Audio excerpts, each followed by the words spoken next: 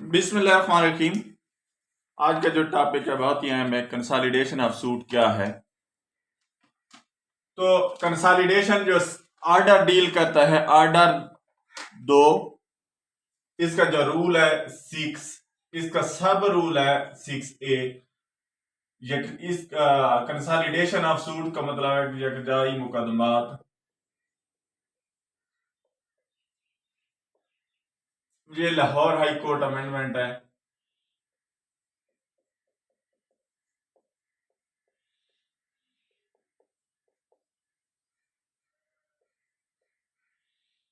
अब हमने देखना है कि रेस्ट सब्जुडाइज और कंसोलिडेशन ऑफ सूट में क्या फर्क होता है।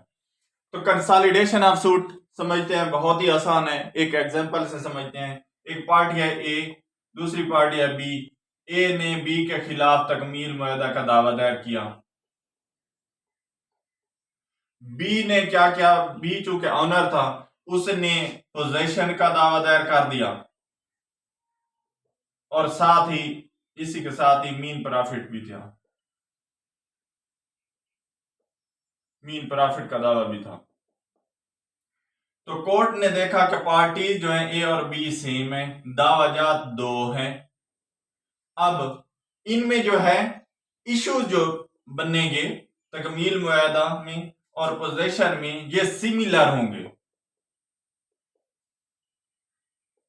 लाजमी नहीं है कि सेम हो, सेम मतलब एग्जैक्ट वैसे ही, सिमिलर मिलते जुलते, सिमिलर इश्यूज हैं।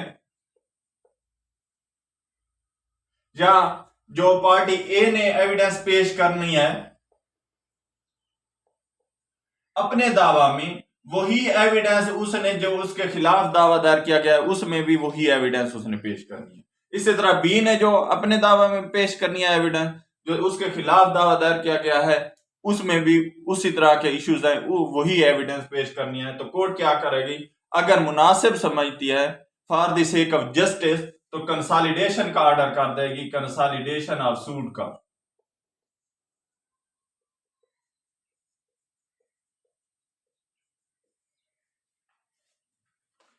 अब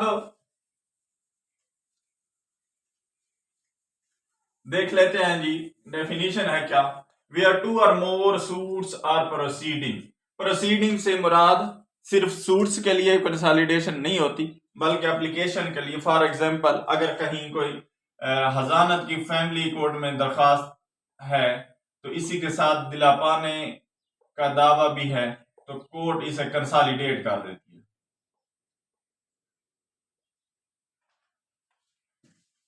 और आगे same nature requiring, same nature मतलब सेम नेचर के होते हैं, मतलब सिविल नेचर है तो सिविल होंगे, अगर फैमिली नेचर है तो फैमिली दावजात हैं तो फैमिली नेचर के होंगे। रिक्वायरिंग डिटर्मिनेशन, ये बात यहां पर थी, डिटर्मिनेशन ऑफ सिमिलर इश्यूज। तो सिमिलर इश्यू के जो डिटर्मिन करने के लिए था, between the same parties, parties भी सेम हैं, और पेंडिंग, और दावजात दोनों पेंडिंग होने चाहिए। मतलब एक का फैसला अगर हो गया तो दूसरा नहीं, बल्कि ये पेंडिंग होनी चाहिए। In relation to the same subject matter, और सब्जेक्ट मैटर जो है ये भी कॉमन है, कॉमन या सेम।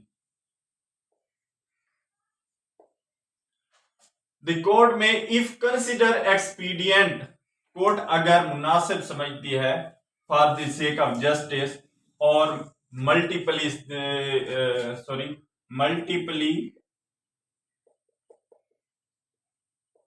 सिटी ऑफ जजमेंट से बचने के लिए,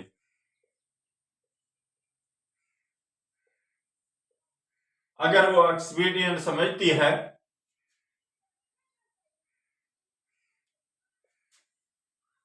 और कंफ्लिक्टिंग जजमेंट, या यानी कि एक ही इशू पर 2 जजमेंट्स ना आ जाएं, कंफ्लिक्टेड जजमेंट ना आ जाएं, direct the consolidation of suits और प्रोसीडिंग और trial, whereupon all such suit proceeding shall be decided on the basis of consolidated trial। और जो इनका फैसला होगा कंसोलिडेटेड ट्रायल के मुताबिक होगा। तो अब यहां पर एक और बात है कि it is totally discretion of court,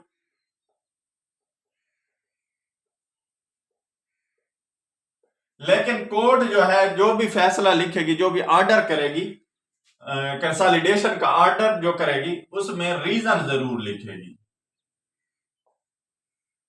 reason जरूर लिखेगी। अब ये तो था कंसोलिडेशन ऑफ सूट। अब इसके पास, कोर्ट के पास कौन सी पावर है जो यूज करके कंसोलिडेट कर देगी? तो इनहेरेंट पावर 151 के तहत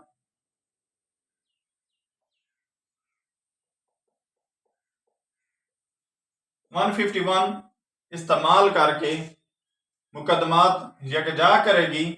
और इनहेरेंट पावर क्या होती है कि जब प्रोविजन मौजूद ना हो,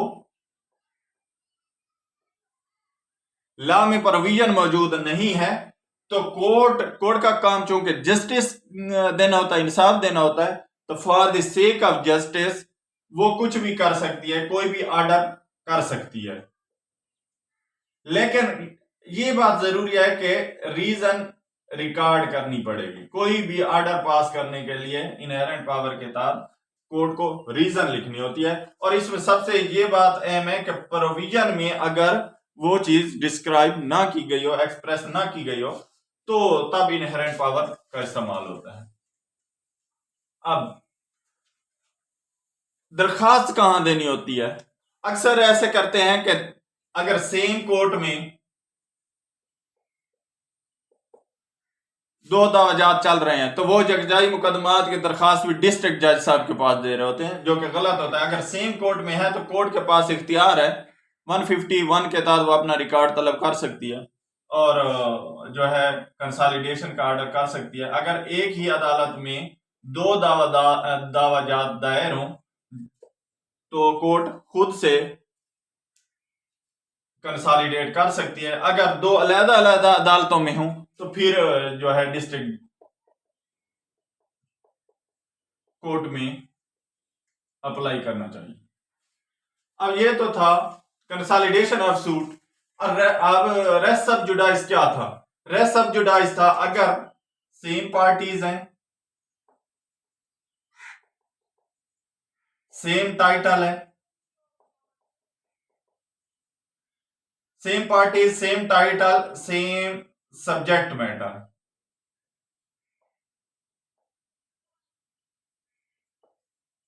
ये था। इसमें सेम टाइटल नहीं है। अगर ये चारों, तीन ये और ज्यूरिसडिक्शन वाली बात थी, अगर चारों पूरी होती थी तो फिर तो ये जो बनता था रेस्ट सब जुडाइस। और इसमें टाइटल की कोई बात नहीं है, हर कोई अपने टाइटल के तहत दावा दायर करता है, लेकिन determination of issues which are common in both suit तब जाके जगजाई मुकदमात होती है।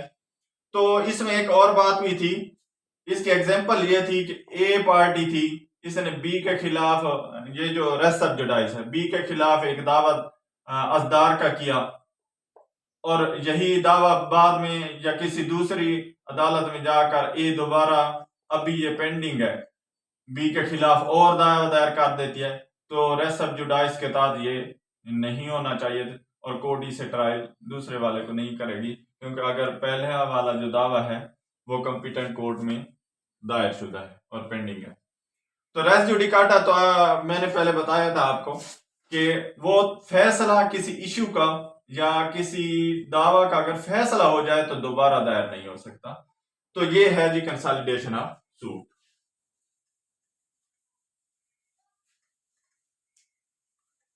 अब इसी पर एक रूलिंग है, इसमें भी यही हेल्ड किया गया है सुप्रीम कोर्ट के 2006 SCMR 62 page.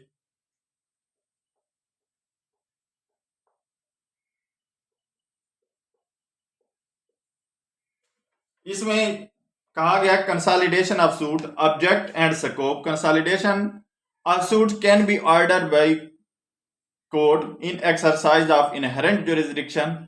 Consent of parties was not condition precedent for the exercise of such power. purpose of consolidation is to avoid multiplicity of litigation, to eliminate award of contradictory judgments, and to prevent abuse of process of court. Such purposes are merely illustrative and not exhaustive of power of court. There may be other variety of grounds for which, in the interest of justice, court may be persuaded to consolidate the cases. अब इसी में एक और बात इसी ruling में बताई गई है कि where common subject of claim is in dispute in counter suit, तो अब ये होगा।